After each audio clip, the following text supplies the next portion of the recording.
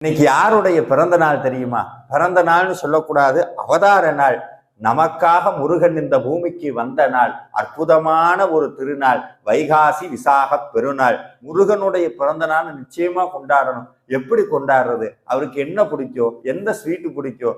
ஒரே ஒரு ஸ்வீட்டு தான் பிடிக்கும், திருப்புகழ் பிடிக்கும், கந்தர் அலங்கார ஸ்வீட் பிடிக்கும், கந்தர் அனுபூதிங்கிற லட்டு பிடிக்கும். இதையெல்லாம் மனதார சமைச்சு கொண்டு போய் முருகா வச்சுக்கோன்னு கொடுத்தீங்கன்னா அந்த குழந்தை கை நிறைய எடுத்துட்டு 12 கையில உங்களுக்கு அள்ளித்தரும். மனதார முருகப்பெருமானுடைய சன்னதியில் நின்று திருப்புகழை பாடுங்கள்.